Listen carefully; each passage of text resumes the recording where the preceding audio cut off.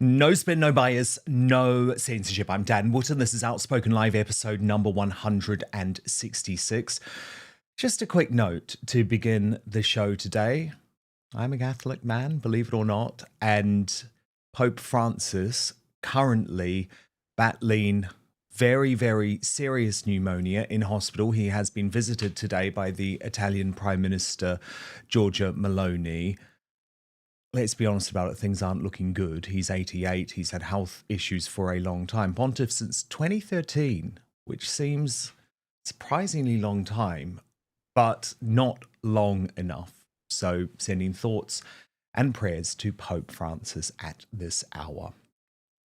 Now, how dangerous is the Labour Party given they are giving in to Islam extremism?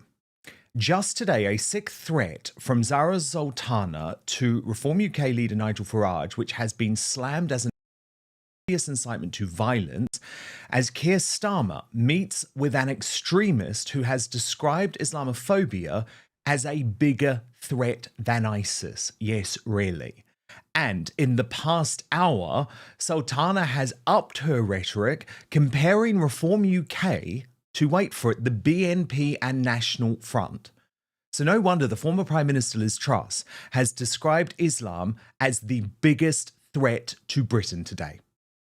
The rise of Islamism in the UK and the basically open border policies that the UK has had for so many years is impacting the future of the UK. It is the most serious threat to our country, is the threat of Islamism. And the same is true across continental Europe.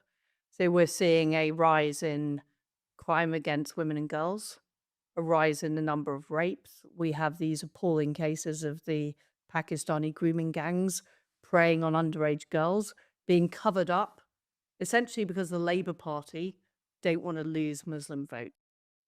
I'll give my take on that in the digest next. You certainly won't hear about it in the MSM. Then Father Calvin Robinson is here to respond. Also coming up on the show today, Tommy Robinson has GB News banned in prison in the latest sick attempt at torture by the state, which is trying to break him. And black, queer and ultra-woke actress Cynthia Eviro from Wicked has a controversial new role, playing Jesus Christ. Is woke Hollywood now just taking the mickey out of Christians? Then, in the Uncancelled Aftershow on Substack, Meghan Markle sued by a Spanish island over her latest shock breach, as a New York business accuses the desperate Duchess of being a copycat. I'll have all the latest on this terrible as ever launch. I've got a lot to say about that, actually, with royal YouTube sensation, according to Taz. That's later in the after show on Substack, but you can sign up early. Sign up now, www.outspoken.live. Remember, at the end of the show, I will also reveal today's greatest Britain and Union Jackass. But you decide the Union Jackass. You can vote in our live chat on YouTube right now. The nominees are extremist Labour MP Zarah Sultana, nominated by Amaze Linny. That makes a lot more sense. For her disgraceful post about Nigel Farage. She should be sacked. If it was about anyone else, the dying MSM would call it a hate crime. Vladimir Zelensky, nominated by Gainson Gunson. And that's for saying that Donald Trump is in a disinformation bubble. Trump has hit back quite brilliantly in the past hour. And the third nominee, Sadiq Khan, the failed London mayor, nominated by the Nutty Professor for telling the EU that Brexit was a mistake. Wow. 3 great choices there. I have a feeling it might be tight today. So make sure you vote in the YouTube live chat. I'll announce the winner of Union Jackass and today's Greatest Britain, plus share your best comments at the end of the show. But now, let's go.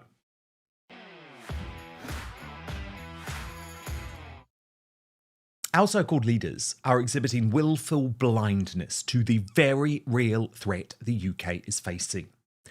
On the day, a former British Prime Minister went on the record to declare Islam as the biggest threat facing our country. The Prime Minister, Keir Starmer, chose to, at a Muslim business summit, sit next to a woman called Saima Aslam, who has genuinely argued that Islamophobia is more dangerous than ISIS. Yep, that ISIS. That ISIS that killed 22 Brits, including young girls, watching Ariana Grande at the Manchester Arena. As Nigel Farage put it, what on earth is Keir Starmer doing? Well, I know the answer to that, depressingly. He's playing sectarian politics to secure the Muslim vote. And if you think I'm exaggerating in any way, here is that tweet sent in 2015. Islamophobia is more dangerous than ISIS. ISIS will burn out, but Muslims are underestimating the far-right threat. Absolutely sick. But this is the company our PM chooses to keep, while denying the Southport massacre was an Islam terror attack. Well, today, in a bombshell interview, the British MSM, I think, will completely ignore this one, former Prime Minister Liz Truss has made an important intervention. Watch. The rise of Islamism in the UK and the basically open border policies that the UK has had for so many years is impacting the future of the UK. It is the most serious threat to our country, is the threat of Islamism. And the same is true across continental Europe. So we're seeing a rise in crime against women and girls, a rise in the number of rapes. We have these appalling cases of the Pakistani grooming gangs preying on underage girls, being covered up, essentially because the Labour Party don't want to lose Muslim votes. Can you tell us a little bit more about that? You've mentioned it on other interviews, but I don't think the American audiences really understand that. This has been going on since at least the 1990s. What has happened is girls age 11, 12, 13, 14 have been groomed by men in the Pakistani community, largely, into sex. They've been tortured. They've been raped. In some cases, they've been killed. And some of the perpetrators have been brought to justice, but they haven't had very long prison sentences, and some of them are out again. There's evidence the local police were complicit. So 2 members of the South Yorkshire Police were found to have participated in what happened. There is evidence that local councils and local councillors were complicit and were aware about what was going on. And the government have refused to have a public inquiry, even though it's estimated that 100,000 girls could have been involved. I mean, it's on a huge scale. Truss is completely right, of course. And it's because she's prepared to speak about this type of thing, which is why the deep state finished her off. It's just like Thatcher, who was right in 2001 when she declared, I don't wish to have what they call a multicultural society. I hate these phrases. Multicultural society. A multicultural society will never be a united society. And can I just say it's very obvious who is stoking the division and violence? Take this save the date, posted by the Labour MP and hard left extremist Zarah Sultana. And this afternoon, she has just upped her rhetoric by comparing Recorm UK and Nigel Farage to the National Front and the BNP. That is offensive, that is ludicrous, that is spiteful, that is specifically designed to incite violence and division. As Recorm UK's chairman Zia Youssef put it, this is a disgraceful tweet to make against a fellow MP who requires round-the-clock protection due to credible threats to life. If Keir Starmer had any ethical standards, he would sack you. Given he does not, you and your entire government will be sacked at the next election, and the man you are threatening will be your Prime Minister. And just a reminder, folks, that Sultana is a woman who Starmer readmitted to Labour just this month. Let me share you this exchange with Reform's Rupert Lowe, which is also very telling. Rupert said, I would say this is beneath you, but I think you're such a deeply unpleasant individual that wouldn't be accurate. I'll put it simply so that even you can understand. Zarah is a horrible woman. She responded, did you write this tweet or was it Elon? And Rupert said, it doesn't take a genius to know you're an idiot. Now, this comparison from Sultana of Farage to and Reform UK to the National Front and the BNP probably explains why Nigel Farage continues to tack to the left on a whole load of issues. But this is something that overnight, former Reform Deputy Leader Ben Habib has argued against. We hope to move the centre of gravity to the right. And then having done that, people like Kemi, Nigel Farage, including Nigel Farage, by the way, who you may have noticed is slinking off to the left as he pursues power, you know, they can feel comfortable actually saying what it is that they mean. Well, there's a lot there I want to unpack, but first of all, on that point about Nigel Farage thinking to the left, do you think that's a noticeable tack over the past, 6 months or so? Yeah, dramatic tack. I mean, it may not be obvious to the electorate because these things, you know, get obscured particularly in the case of Nigel, with his reputation, which is of a firebrand right-wing politician. But actually, if you look at what Nigel's been up to, he's done a number of interviews in which, for example, he said he's not worried about the rate of demographic change of the country. He's not in favour of mass deportation of illegal migrants. These are two things which the Trump administration were absolutely banging the drum about. He's taken on some dubious candidates, in my view. You know, he put forward Charlie Mullins as a candidate for Reform UK. Charlie Mullins was an avowed Remainer, and perhaps he had a Damascene conversion, but he hadn't, because on the day that he revealed himself as a potential candidate for Reform UK, he said he would still join the EU, yes, given a chance. And that means he doesn't Charlie Mullins doesn't understand what it is he's standing for in reform, or reform has shifted. Probably a bit of both. And here's the thing, you've got Zarah Sultana comparing Reform UK to the National Front and the BNP. You cannot win over these people. You cannot win over the mainstream media. Stop trying. I understand where Nigel's coming from. He is top of every national poll at the moment. But I just want to make sure that we don't have every important policy watered down. Farage actually played in safer territory today by slamming Nut Zero and promising to reindustrialise Britain. So we import gas, we import oil, we've closed down nearly all of our steel making, nearly all of our refining, all of our aluminium production, most of our chemical production, and it's all gone. Do you know why? Net zero. Pushing up the cost of electricity. Our prices are 6 times that for a manufacturer that it is in the USA. And the Reform pledge is we are going to reindustrialise Britain. All the while we need oil, gas, steel. Let's produce it here ourselves in this country. Surely that's common sense, whatever you think about climate change.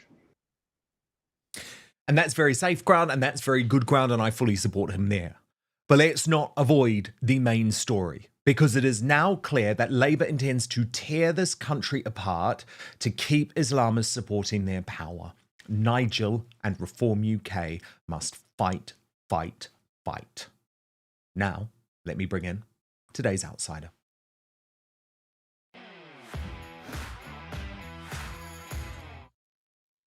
Father Calvin Robinson. So Zarah Sultana, back in the Labour Party, she is now their hard left extremist attack dog, comparing Reform UK and Nigel Farage to the BNP and the National Front. This is a tactic, isn't it? It's a very sad and very transparent tactic, but it absolutely is a tactic, yes. I've just come from the ARC conference, the ARC, Alliance for, I forgot what it's called now, for Responsible Citizenship, which is basically all of the centre-right conservatives in this country coming together, the thinkers, the think tanks, the political minds, coming together to come up with solutions.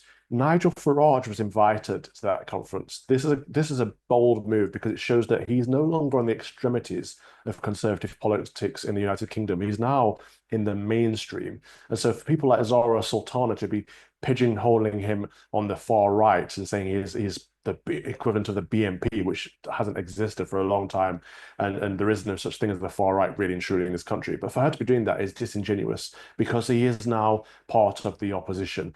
The Reform and the Conservative Party are both together the Conservative opposition in the United Kingdom right now. There's been a huge amount of reaction, Father Calvin, to her specific post on X, which a lot of people are saying was inciting violence. Mike Southwest wrote, "Hi, Brumpolies. How do I report this as incitement to violence by Zarah Sultana?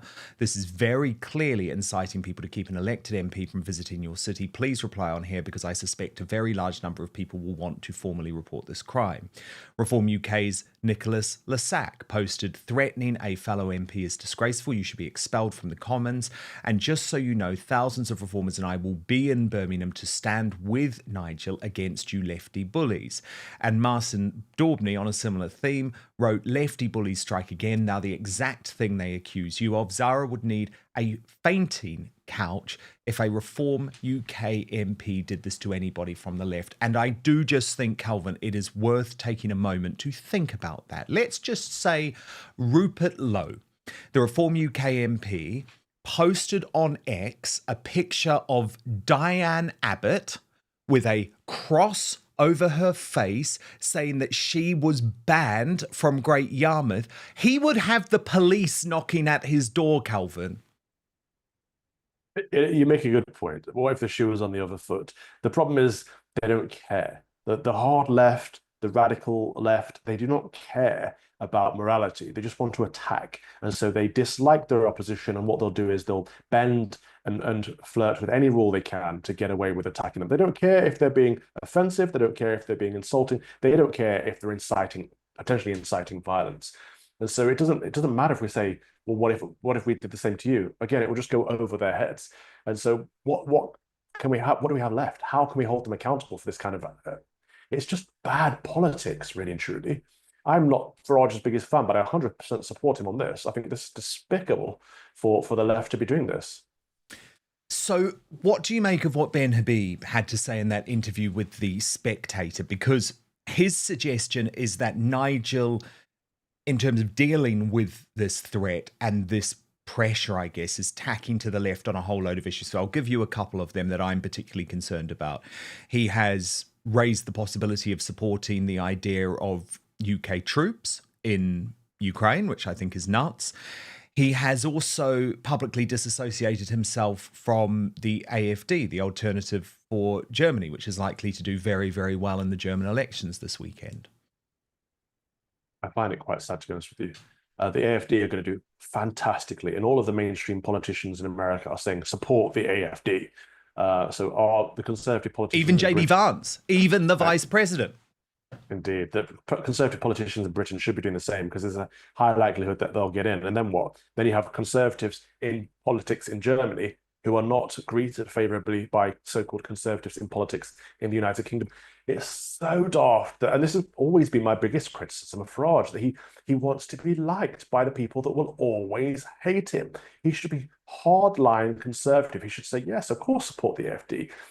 Yes, of course, we don't want to send any British troops to the Ukraine, a corrupt regime, which just this week is talking about cancelling elections because they're afraid that Zelensky wouldn't get elected if they hold another election in the country. You know, this pinnacle of democracy.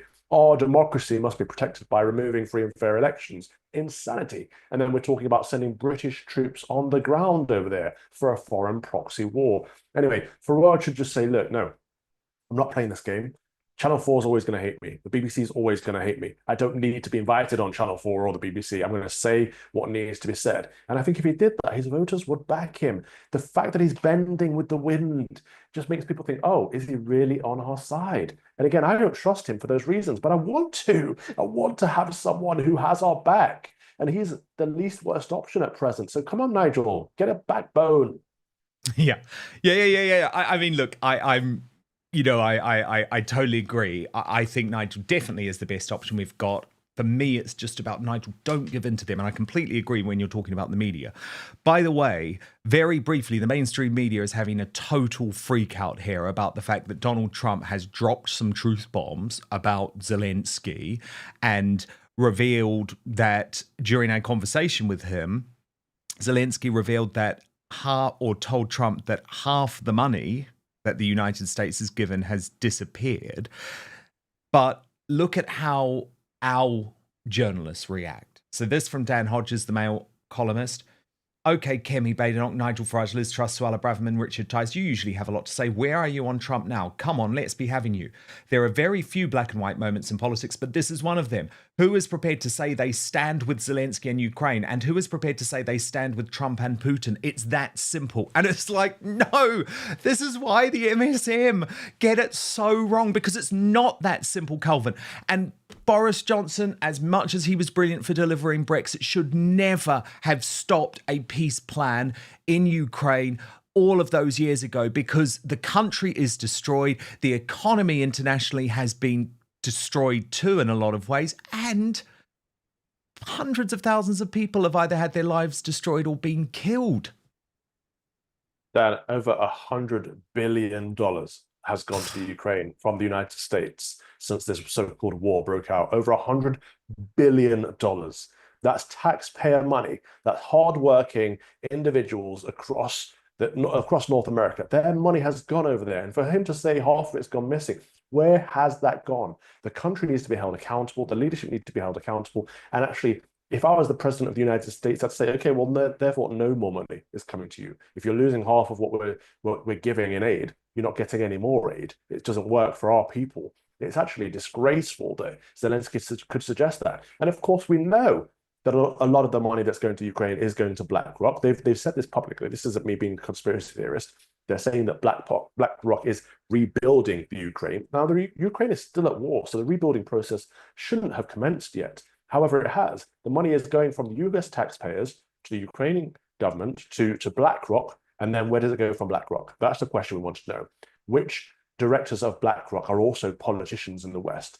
Who is making money out of this proxy war? That's what we should be asking. It's a massive money laundering operation. It's corrupt to high heavens, and people seem to think it's about saving democracy in the West at the same time as democracy is being cancelled in the Ukraine as we speak.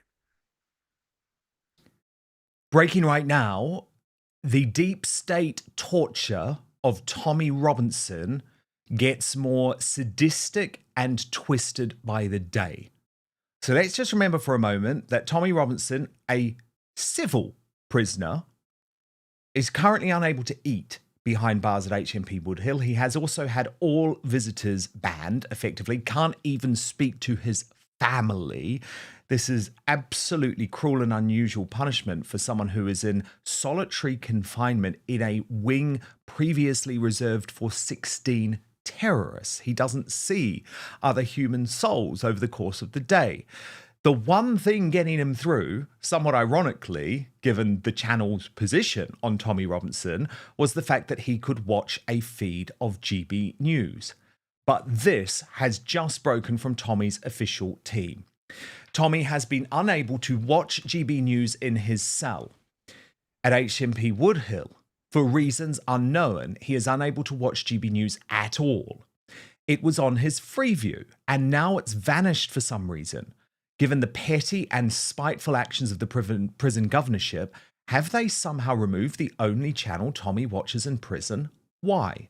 On its face, it appears there is an agenda to try and break Tommy mentally no matter what, and there seems to be no bounds of pettiness or spitefulness they will not lower themselves to make that happen.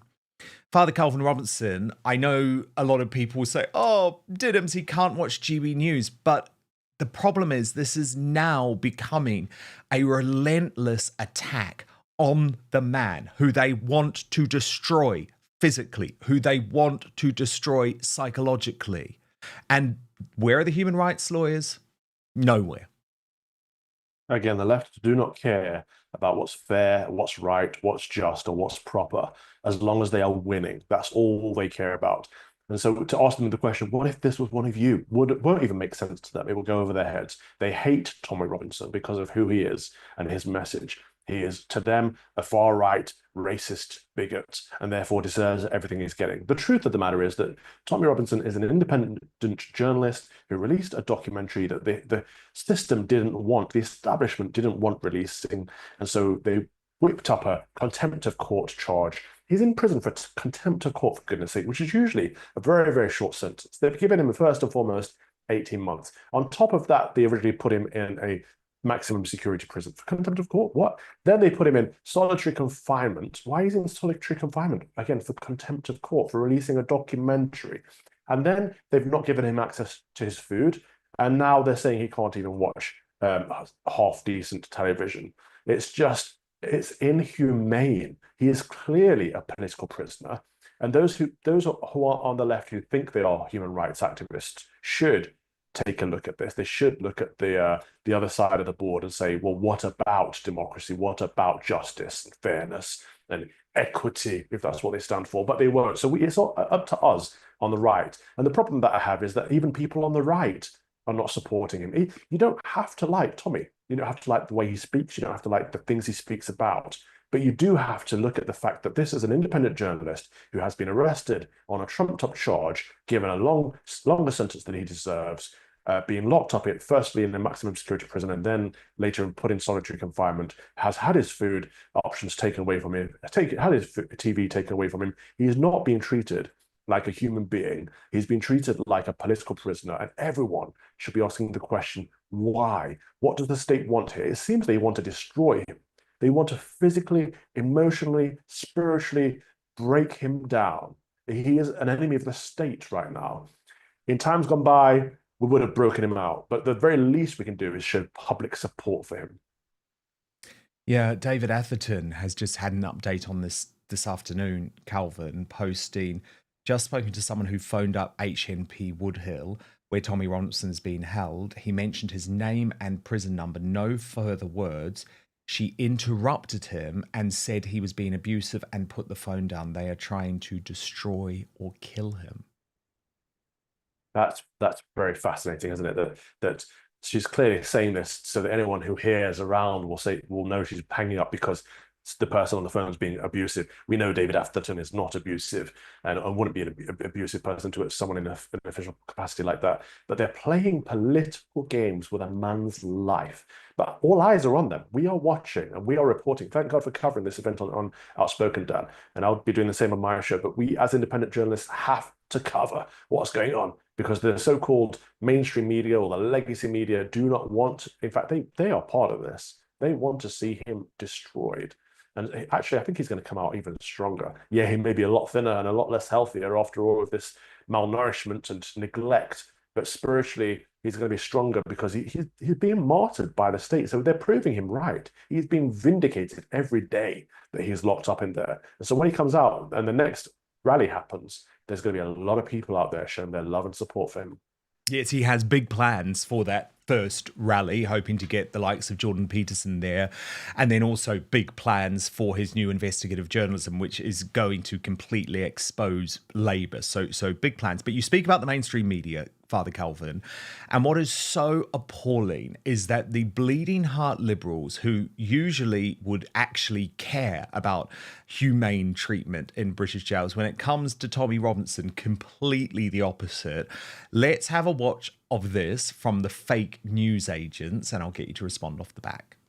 Said, I think it's a lot of the same sorts of. And Nazi sympathisers, actually. Yeah. In the I mean, 30s, look at the people that we are venerating now in Magaland. You know, the Tate brothers, Tommy Robinson, adored by the far right. You know, he is a former English Defence League thug who has faced criminal convictions, now languishing in prison, and he's seen as a champion of free speech, presumably the free speech champion that J.D. Vance was talking about. And there are all these people, if you are hyper-masculine, we're with you. If you kind of think that men have been put down by this terrible, oppressive, woke society, I'm on your side. That seems to be the message coming out from Washington right now.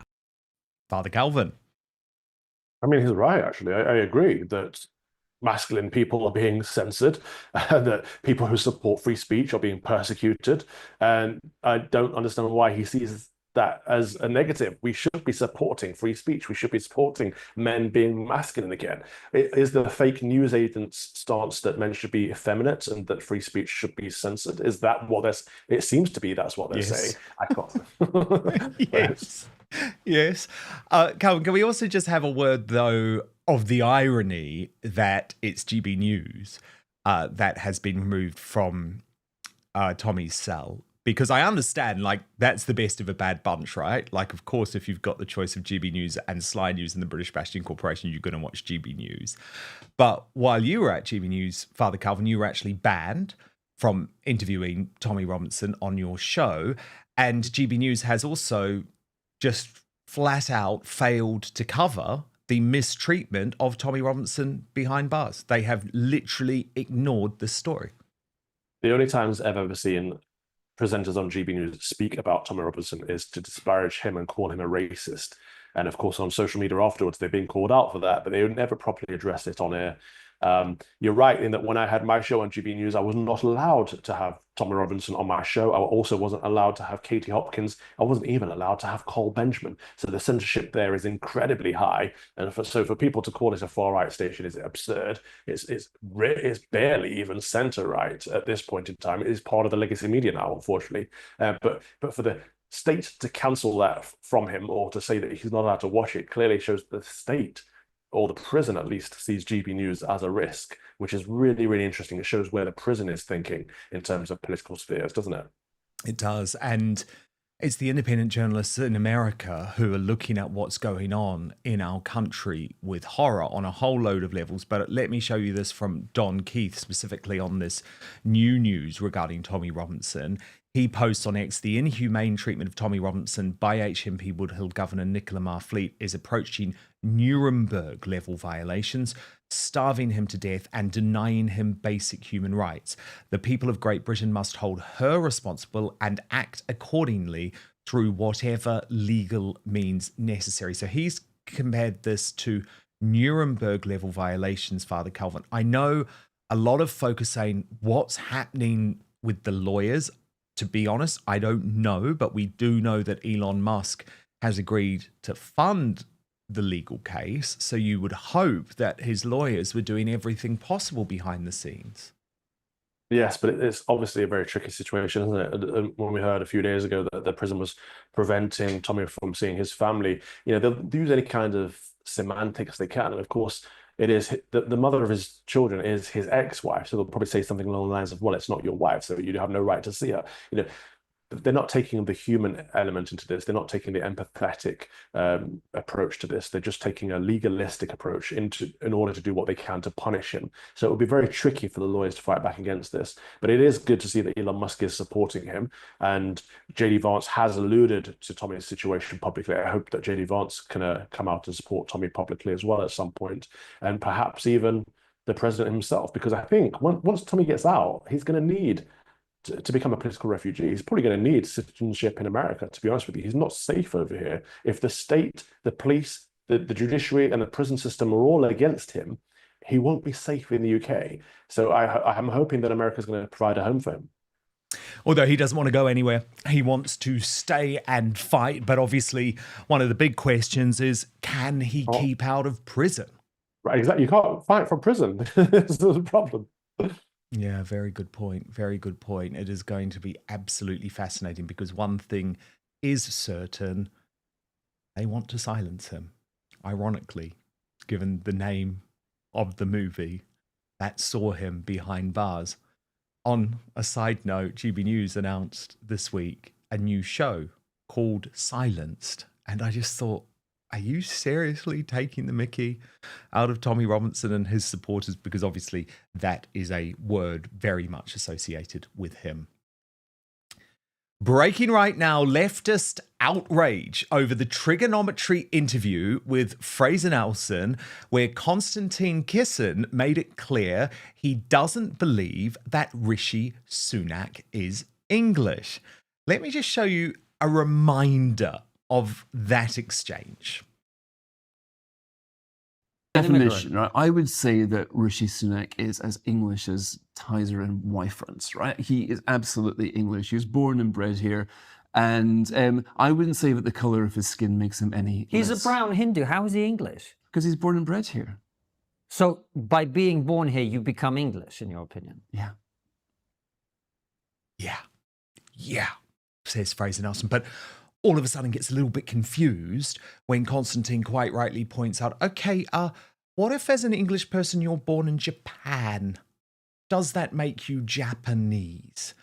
But you can imagine the leftist mob on this. Sangeeta Miska, the sacked LBC presenter. He's a brown Hindu. How can he be English? Protest Konstantin Kisin while debating Southampton-born, Winchester-educated Rishi Sunak's identity.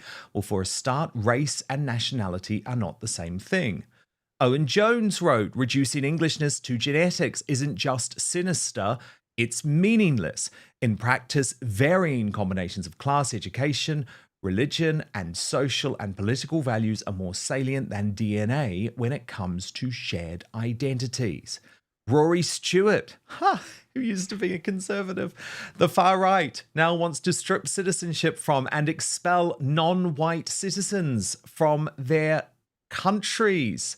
Much of the AFD, which JD Vance and Elon Musk back, favour it. And the chat is starting in Britain too. Ava Santina, I'm trying to write notes on this for tomorrow's podcast and my mind is totally blank. This is so inconceivably stupid. It genuinely frightens me.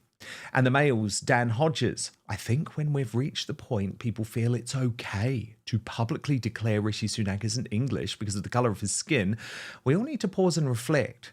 A debate about cultures is fine. This isn't fine.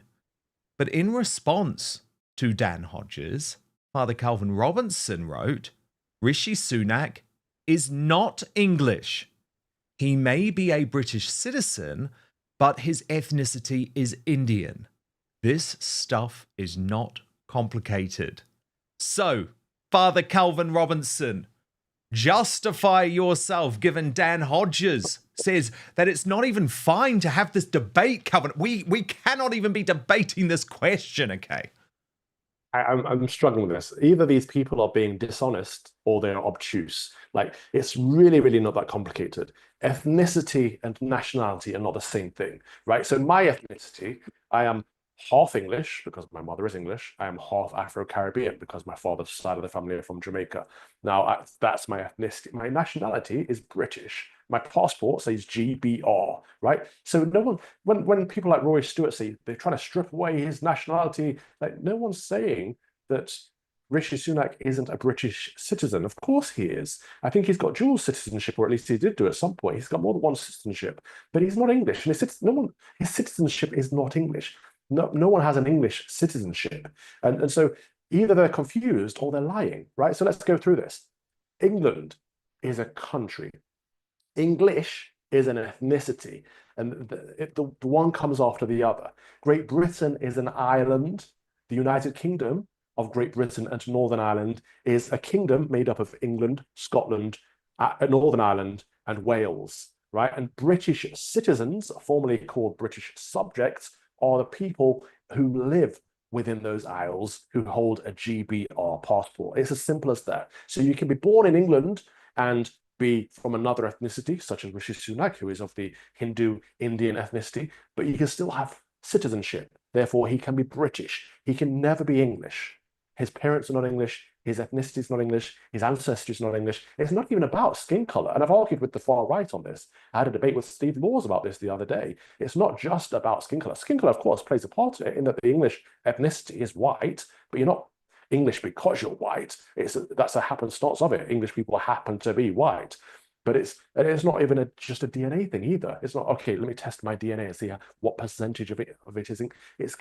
It's broader than that, but it's not that complicated. To be born in England doesn't make you English, but to be born in Britain and hold a British passport can make you British. To have English ancestry, English ethnicity makes you English. I hope that helped.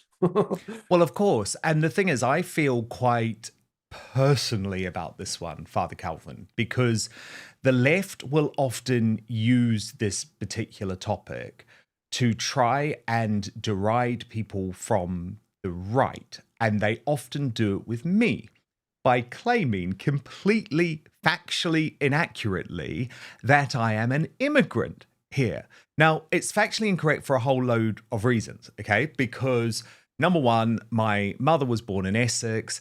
My dad, all of his family are from South Shields, but he was born on a British Army base in Malta before emigrating to New Zealand. So I was born in New Zealand as an English citizen, and it runs through my blood. in every possible way.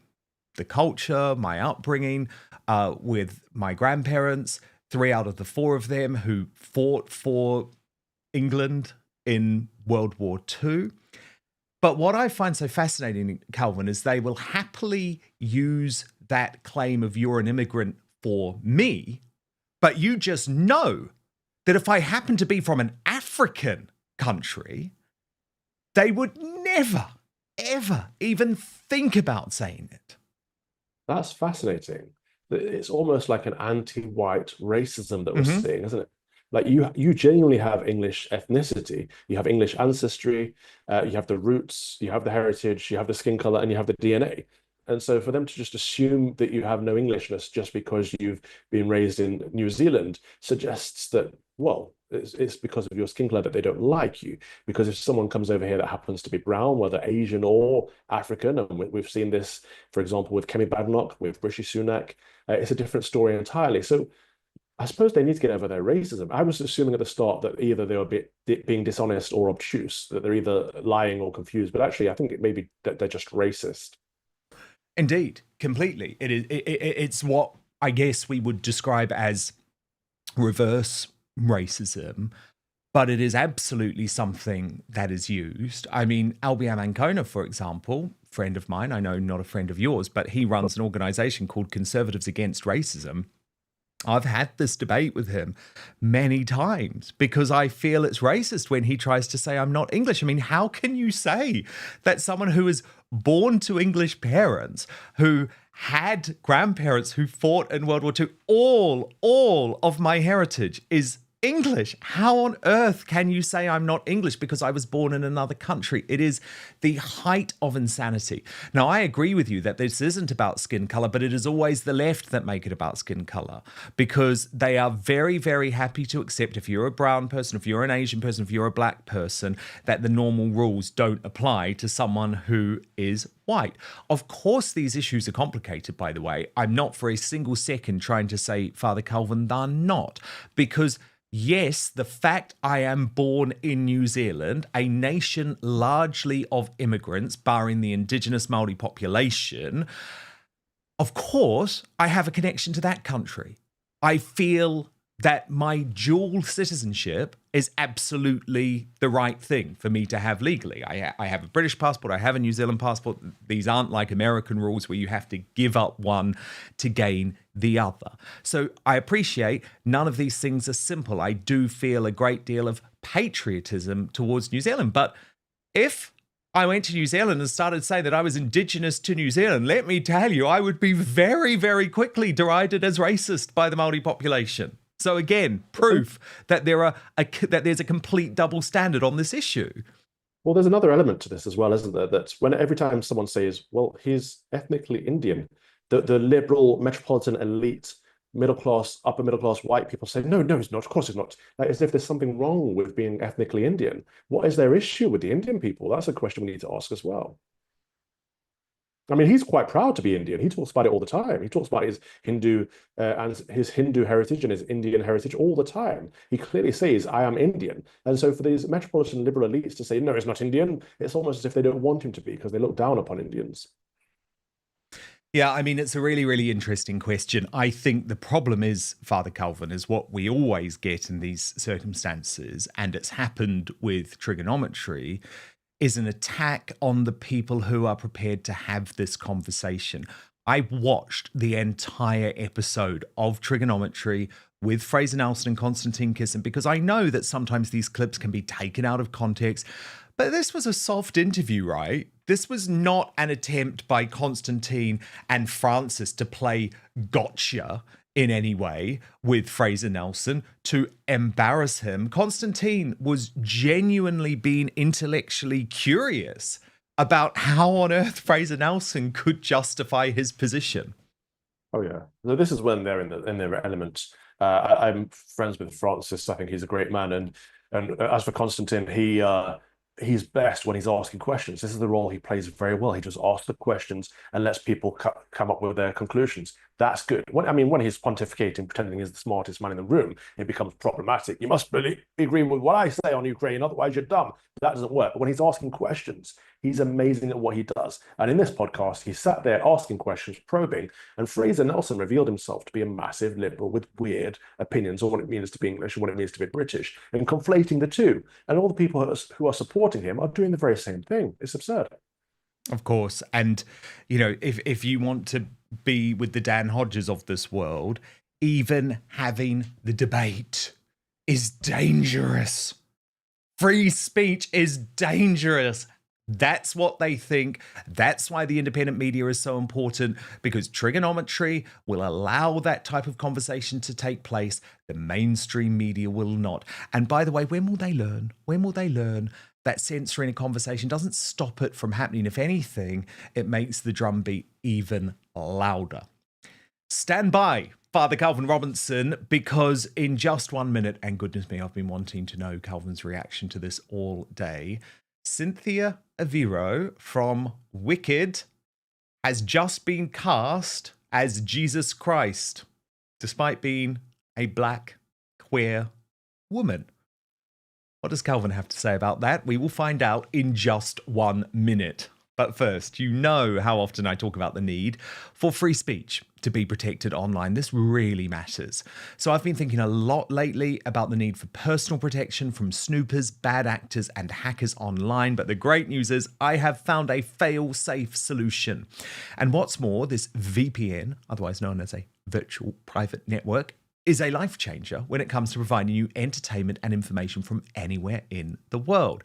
So let me introduce and tell you about Surfshark. It is an incredible and easy to use service that encrypts all your internet traffic, meaning your online activities stay safe so you can shop, stream, browse, and conduct your banking online in complete privacy. But actually, the benefits of Surfshark go way beyond keeping you safe online.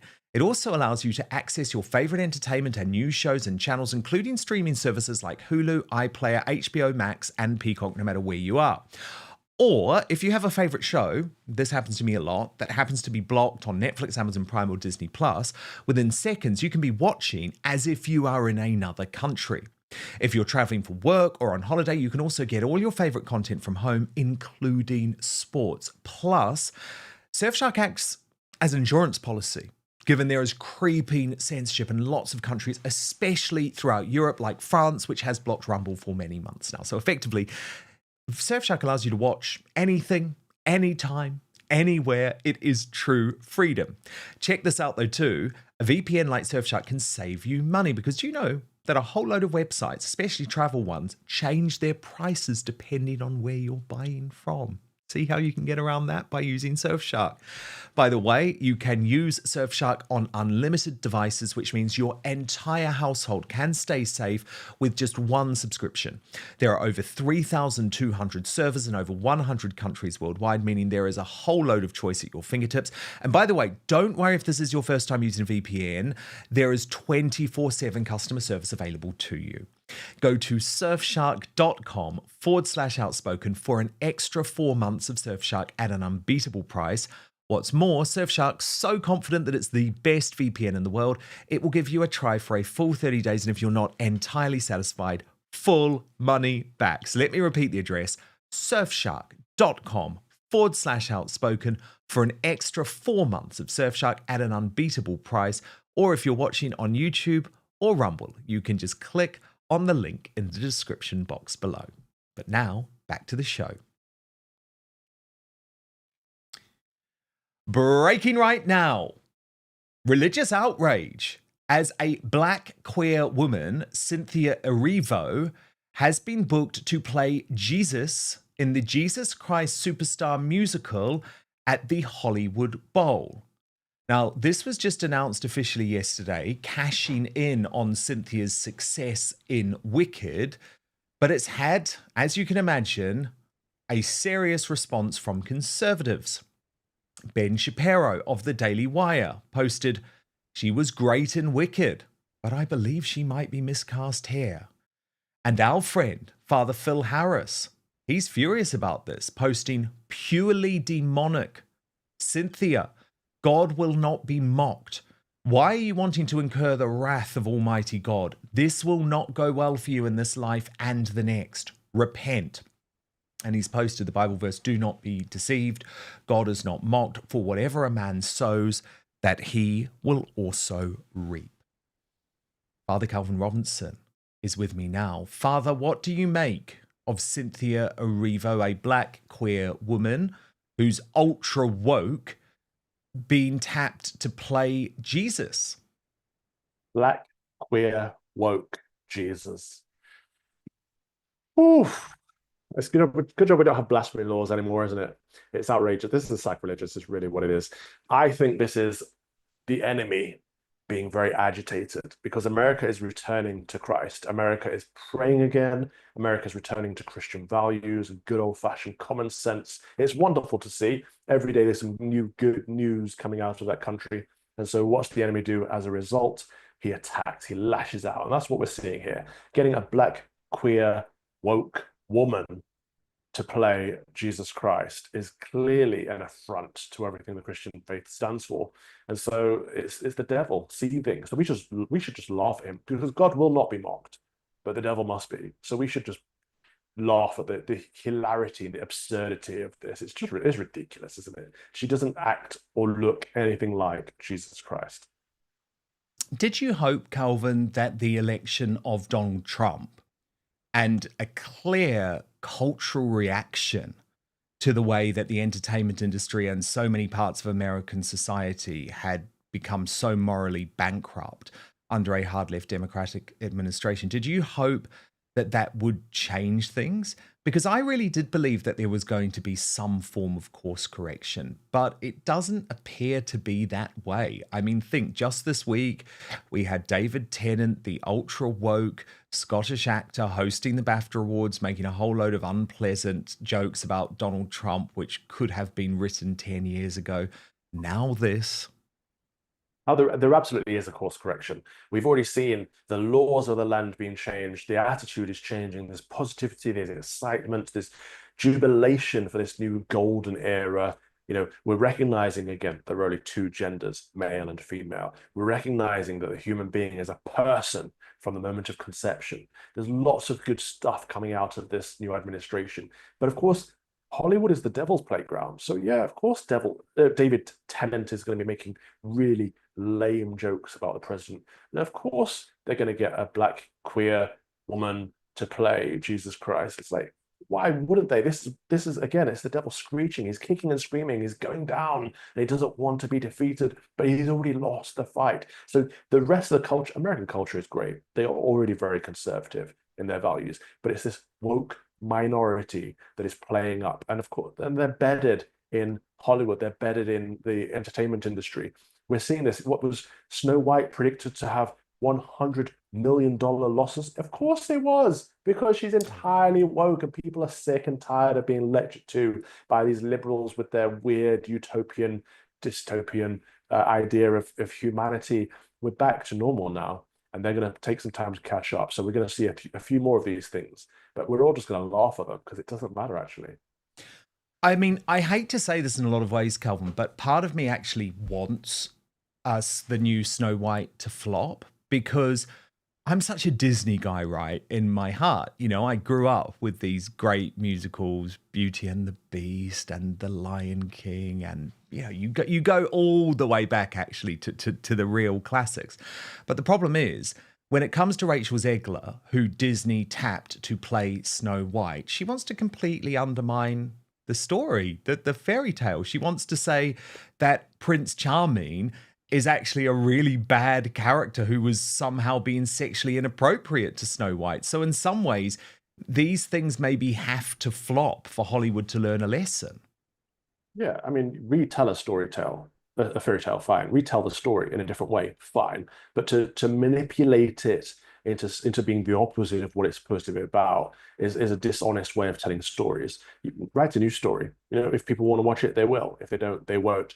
I think that's very much the case with what we're seeing from modern Disney, and that there has been a massive reaction. Of course, the former CEO was ousted. Bob Iger was brought back in. Not saying that Bob is woke, but some of the people under him still are. So he needs to whittle them out And it will happen because as $100 million is a lot of money to lose. And as these major blockbusters continue to flop, because they're not about telling fairy tales anymore, they're about indoctrinating children, and parents have had enough of it. As this continues to happen, there will be a recorrection. And it's not just in Hollywood, it's not just on streaming services, it's not just in the music industry, it is across the board in all of entertainment. And so it will take a while for the culture to catch up, so to speak. But it will. I'm 100% sure that it will. And then we also have the Me Too movement, Calvin. And I've been very open about the fact that I think there has been a ridiculous overcorrection. And one of the real victims of the Me Too movement was Kevin Spacey. And Kevin Spacey was one of my first uncancelled interviews here on Outspoken, where for the first time he went through all of those allegations against him that, by the way, have been proven to be false in courtrooms by juries in the US and the UK. This week, we saw Brian Cox, who is the hard left actor from Succession, actually coming out and saying Kevin Spacey should return to Hollywood, should not be cancelled.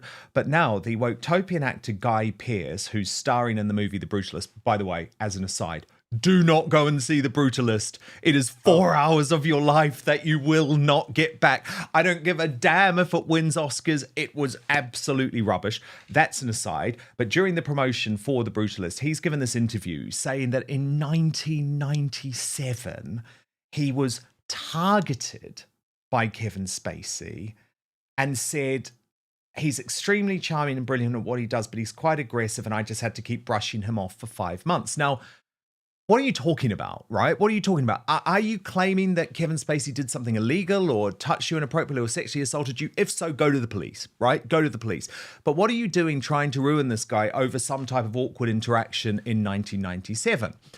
But what I've loved about this is Kevin Spacey, after my interview with him on Outspoken, which went so well, is taking a totally different strategy. So he posts on X, "Grow up, Guy Pearce, you are not a victim," and then made this absolutely brilliant video. Father Calvin, I want you to have a watch of it, and I'll get you to react off the back. Guy Pearce, I've now read the comments that you made about me, and while I would have preferred not to have to play this out in the media, you obviously have your own reasons for wanting to do exactly that. But we worked together a long time ago.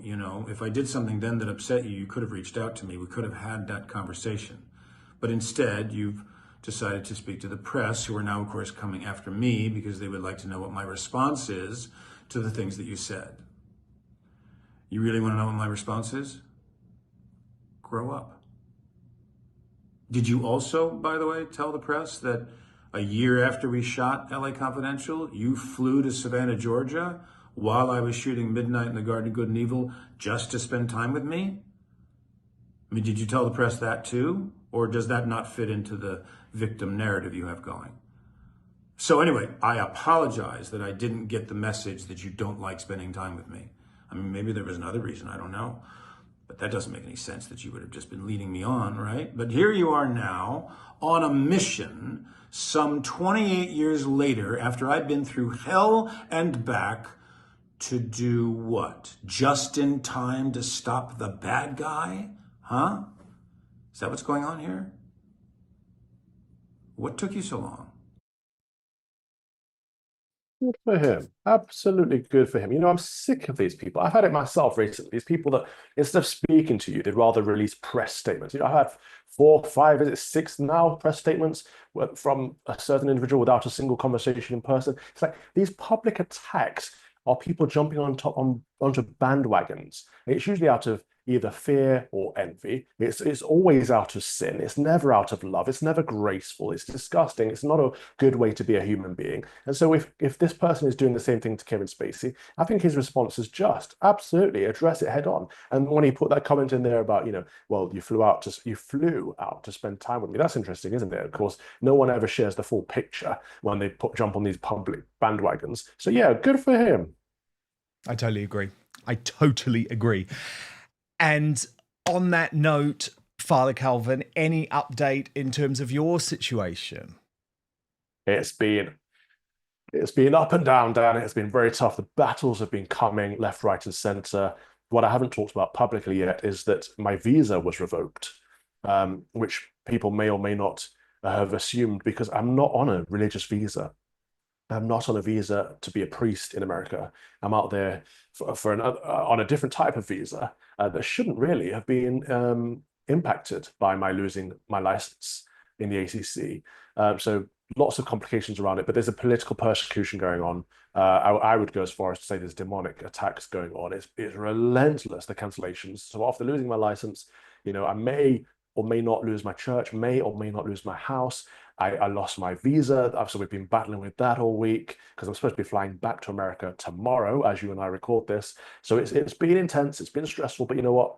God is good, and he doesn't permit us to go through any trials or tribulations that he knows we cannot face.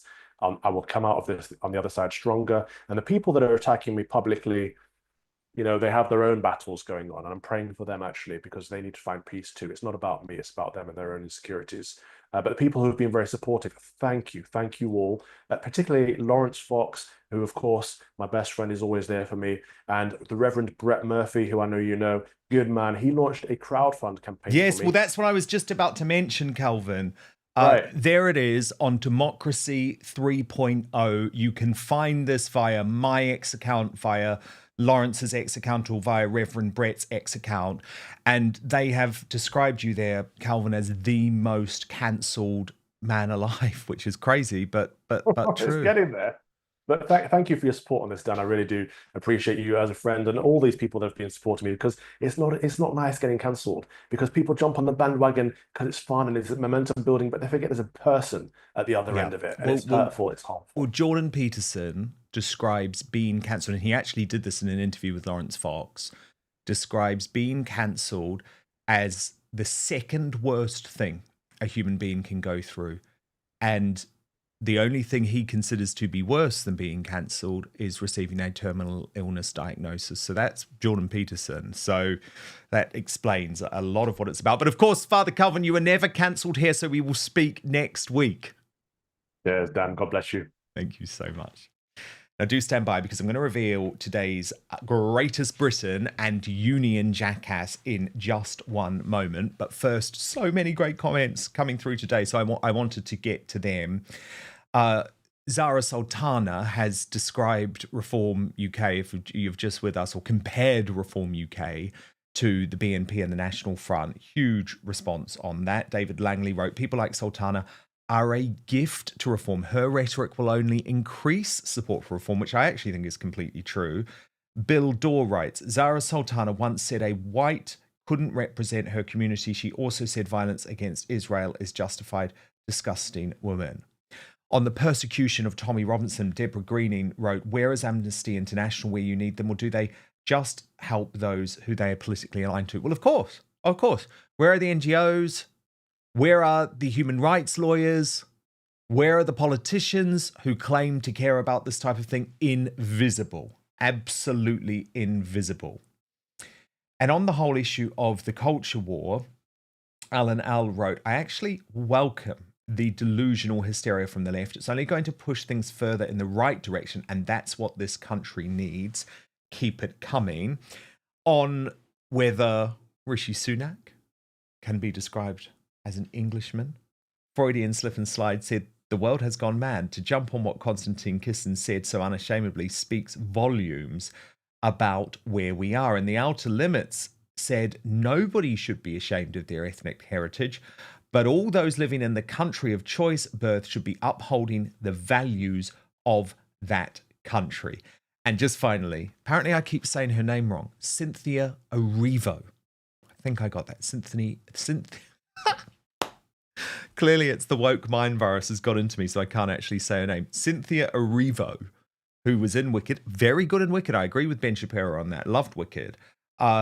She's playing Jesus Christ as a black queer woman. Well, David Langley wrote, another insult to the Christian religion. Imagine the outrage if she performed as Muhammad. Well, of course. And from SMG, time to stop playing silly bollocks now. And yeah, it is. It is really. It's a shame because Jesus Christ Superstar is my favourite musical, actually. Really, really good. And I think it's really sad that the producers have gone down this path. Okay, Uni and Jackass time now. 3 brilliant nominations today. Zarah Sultana, nominated by Amaze Lily for her disgraceful post about Nigel Farage. She should be sacked, Lily said. If it was about anyone else, the dying MSM would call it a hate crime. Zelensky has been nominated by Gay Ensign Gunson for saying Trump is in a disinformation bubble. That was a mistake because Trump just hit back harder. And nominated by the Nutty Professor, that's on X, Sadiq Khan, for telling the EU that Brexit was a mistake. I knew today was going to be close, and good God, it was close. Only 12% of the vote for Zelensky, so maybe not all of you are as convinced as I am about Trump's comments in that regard. But this was tight. In second place, Zarah Sultana for her Nigel Farage social media post. But today's Uni and Jackass, London's failed mayor, Sadiq Khan, for telling the EU that Brexit was a mistake. Greatest Britain time today, and this is a really good one. Brogan Garrett Smith of the Getting There podcast and Katie Hopkins. And they were nominated by Kate Thompson because of the Getting There interview and overcoming the obstacles from all the lefties. Now, we previewed this interview, as you probably remember, on the show last Thursday. It is now available to watch in full on the Getting There podcast. You can get it on YouTube. I absolutely love the whole interview. It's about 90 minutes long, and I highly recommend it. So congratulations to Katie Hopkins and Brogan Garrett Smith, today's Greatest Britain.